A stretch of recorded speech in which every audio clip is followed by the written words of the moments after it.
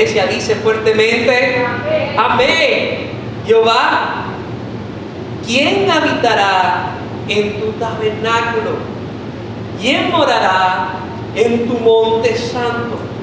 El que anda en integridad y hace justicia y habla verdad en su corazón, el que no calumnia con su lengua ni hace mal a su prójimo, ni admite reproche alguno contra su vecino, aquel a cuyos ojos el vil es menospreciado, pero honra a los que temen a Jehová, el que aún jurando en daño suyo, no por eso cambia, y en su dinero no dio a usura, ni contra el inocente admitió cohecho. El que hace estas cosas, diga conmigo, no resbalará jamás. No resbalará jamás. Gracias, Señor, por tu palabra. Habla nuestras vidas en el nombre amado de Jesús. Amén, amén y amén. Sigan que a mí me encanta de la palabra del Señor el personaje de David. Sabemos que el personaje de David en la Biblia es un personaje que tiende en cierta manera a enseñarnos o a parecer que en su humanidad y en sus errores siempre buscó la manera de agradar a Dios. Y esa es una de las características que siempre nos va a llamar la atención sobre David. David se parece mucho a cada uno de nosotros. David se parece a ti. David se parece a cada persona que en el día de hoy se da cuenta que tiene mucho, pero a la misma vez que ha podido perder mucho en la vida, que tal vez puedan tener ciertas imperfecciones o pueda tener ciertas circunstancias en la vida, que aún en las circunstancias, aún en lo que se vive, se da cuenta que lo único que puede hacer es depender de Dios. Una de las cosas que me encanta de David es que David fue rey, pero nunca se comportó como rey. Siempre se comportó como el hijo de un rey. Siempre pensó que Dios era el rey y él era un mero príncipe. Otra característica que siempre me encantó de David es que David siempre entendió que él pudo tener todas las riquezas del mundo como rey de Israel y de Judá, pero aún así sabía que la integridad de su vida pertenecía a Dios. Así que él prefería 1000 veces vivir más en el tabernáculo que vivir en el templo, que vivir en el castillo o vivir en el reino. Y para mí esto es bien importante, peculiar, poder entender o tener en conciencia la característica principal del rey de David como una persona que lo que amó en todo tiempo fue hacer la voluntad de Dios. ¿Cuánto aman a Dios en esta hermosa manera? ¿Cuánto aman y saben que Dios está ahí para darte fuerza? ¿Cuántos saben que aún en las circunstancias, cuando nos sentimos que no podemos más, que nos sentimos que las cosas se van agotando, que nos sentimos que las cosas no nos ayudan, o sentimos en cierta manera cierta debilidad, que nos sentimos que con más que nos levantamos, en cierta manera nos cansamos? ¿Cuántos algunos han sentido de esa manera en la vida? Pero aún así, aún con cansancio, aún con circunstancias, aún cuando pensamos que no podemos más, sabemos que Dios sigue siendo fiel a nuestras vidas y que preferimos 1000 veces depender de Dios que depender de nuestras propias fuerzas. ¿Cuántos de los que estamos aquí dependemos del Señor? ¿Cuántos de los que estamos aquí decimos, Señor, te necesitamos? ¿Cuántos de los que estamos aquí decimos, Señor, tú eres mi fuerza, tú eres mi ayuda? Y eso a mí siempre me encantó de David. Me encantó de David porque David siempre nos enseñó que no se trata de cuán perfecto puede ser en la vida, sino que siempre nos enseñó en dónde está nuestro corazón. ¿Dónde está el corazón de nuestras vidas? ¿Dónde está el corazón de cada uno de nosotros en el día de hoy? ¿Está nuestro corazón en los temores de las circunstancias que vivimos?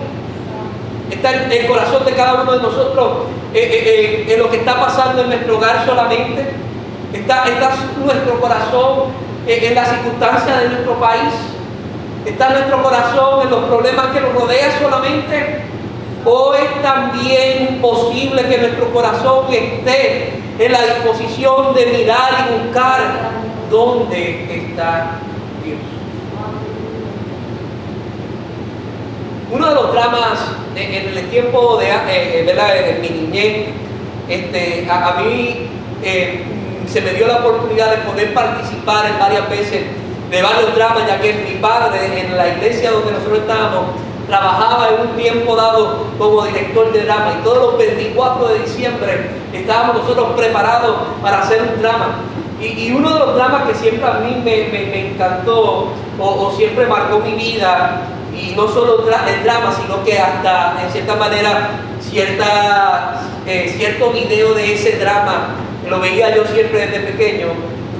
Es el drama que muchos conocen como la historia de Martínez Zapatero. Pero me llama la atención la historia de Martínez Zapatero en el contexto de la historia real, o en el contexto de dónde viene esta comunicación de la historia, específicamente del autor, de Leo Tolstoy. Cuando Leo Tolstoy escribe la historia de Martínez Zapatero, Leo Tolstoy, una de las cosas que tenemos que entender es que el nombre de esa historia no se llamaba Martínez Zapatero. El nombre de esa historia en el libro originalmente se titulaba Donde está Dios hay amor. Y siempre me llamó la atención esa historia, porque la historia nos enseña que en los momentos más fríos de nuestra vida, en los momentos más difíciles, donde las depresiones, las circunstancias nos agobian, donde el recuerdo del dolor está más presente, es donde nosotros podemos darnos cuenta que podemos recogernos a abrazar a Dios, y es ahí donde vamos a encontrar el sentimiento real del amor. Porque aunque el dolor es real, aunque las circunstancias son reales, aunque las cosas que pasaron son reales, aunque las cosas que nos duelen en el corazón han sido reales, más real es el poder de Dios, que nos fortalece, nos levanta y nos dice: hijo, yo sé que te dolió, yo sé que es difícil, pero aún estoy contigo, no te he dejado. Y esa es una de las características principales que habla la historia de Leo Tolstoy sobre la historia de Martínez Zapatero. Donde está Dios hay amor.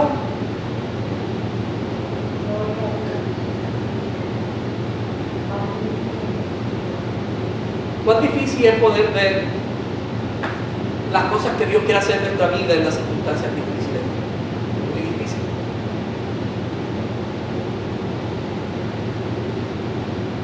Pero aun cuando David tenía problemas, aun cuando David tenía conflicto, aun cuando David tenía mucho dinero, aun cuando David tenía personas que lo habían engañado, aun cuando David tomó decisiones tal vez no muy correctas, aun cuando David en ciertas maneras dijo cosas que no tenían que hablar, aún así siempre en su corazón y en sus labios estuvo la siguiente pregunta que nunca fue abandonada en su corazón y en su mente: Señor, ¿podré yo habitar en tu tabernáculo?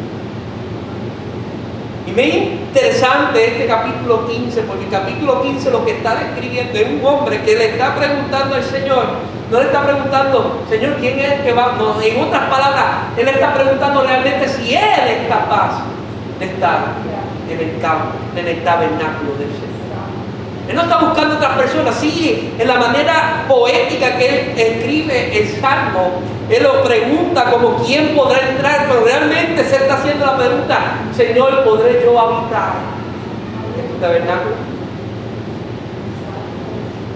Y entrando un poquito a la exégesis de este capítulo o este Salmo, es importante entender la regla general, la regla dada por Dios, o la regla que se seguía en Israel hasta ese entonces, era que todo aquel que entraba en el tabernáculo tenía que ser específicamente alguien asignado, no podía entrar cualquier persona. Entonces es bien interesante, porque David está preguntando quién podrá entrar en el tabernáculo, Cuando la respuesta que tal vez en el tiempo de David era dada específicamente, todo aquel levita sacerdote que esté preparado o que haya estado listo para servir en este lugar. Esa es la respuesta concreta. David rompe esta respuesta y David dice, no es que haya alguien específico, no es que se necesite un sacerdote, es que lo que se necesita es lo que hay dentro de la persona que está entrando al templo. Y ahí es bien específico y es bien interesante, porque ahora David dice, no se trata de yo tener vestimenta, no se trata de yo tener mi gorrito o yo tener todo lo que un sacerdote necesita entrar. Se trata de que ahora yo tengo que ver que la persona que entra al tabernáculo tiene que tener algo dentro de él, tiene que tener algo que haga que otros puedan ver y que otros puedan recibir y entender que Dios es grande.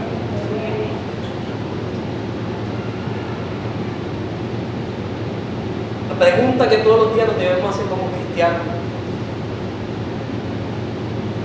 ¿estoy entrando yo todos los días al tabernáculo? ¿Por qué esa pregunta es importante, iglesia? Es importante porque lo que está significando es, ¿estoy yo con el corazón correcto para ver a Dios en los momentos difíciles?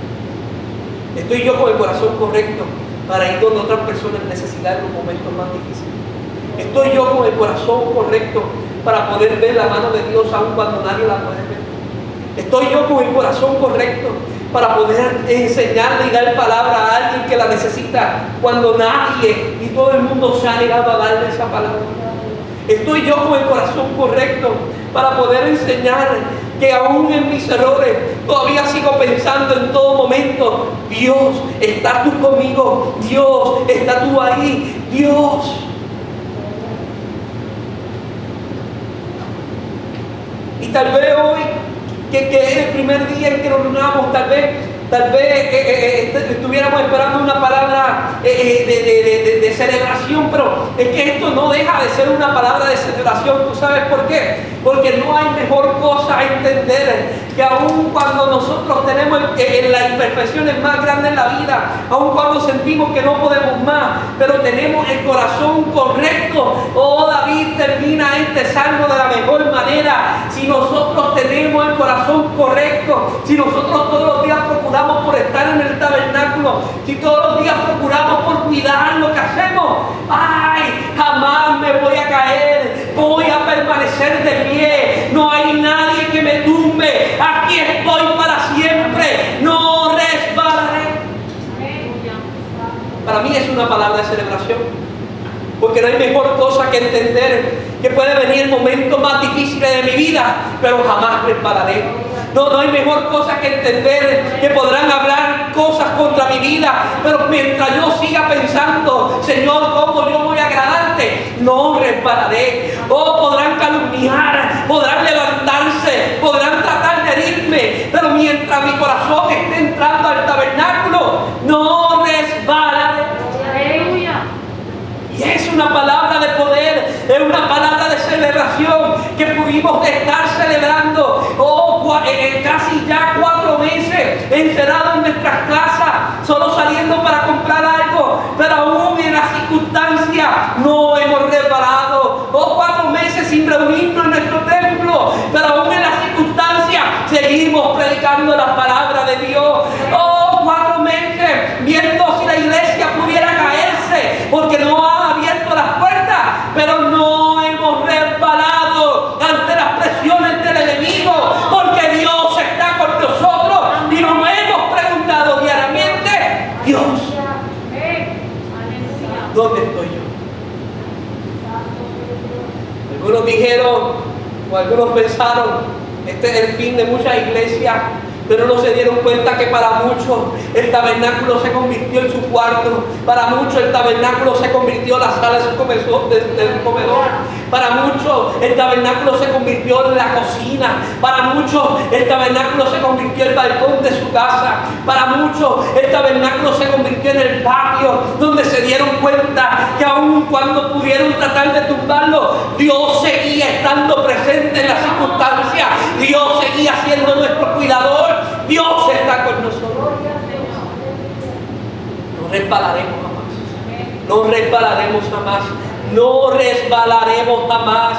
Podrán venir 1000 a mi diestra y 10.000 a mi siniestra, pero yo quiero que tú digas conmigo, no resbalaremos jamás.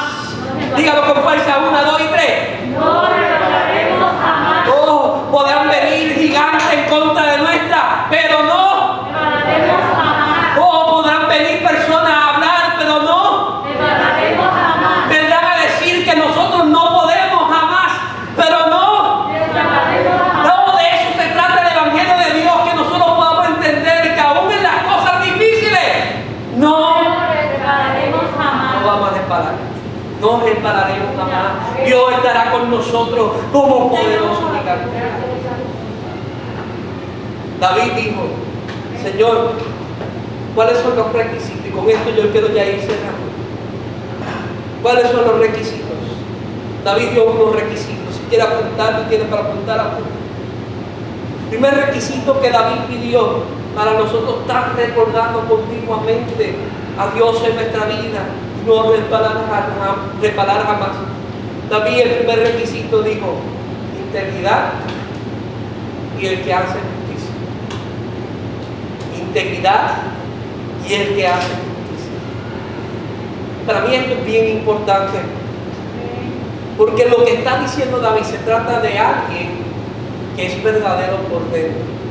Integridad no es nada más ni nada menos alguien que no rompe, alguien que aún en las circunstancias sigue siendo una, aún en las circunstancias sigue íntegro, aún en las circunstancias no hay nada que rompa su corazón. Y hay algo bien importante, porque cuando nuestro corazón sigue permaneciendo, aun cuando nos duela, aun cuando estamos preocupados, nuestro corazón permanece íntegro. Hay un resultado. El resultado es hacer justicia. ¿Sabe lo que significa hacer justicia? Hacer justicia significa, en el día de hoy, que yo sé que hay personas que están viviendo justicia y yo necesito que estas personas que están al lado mío vean la justicia de Dios. Eso es hacer justicia. Hacer justicia es cuando un vecino esté pasando una circunstancia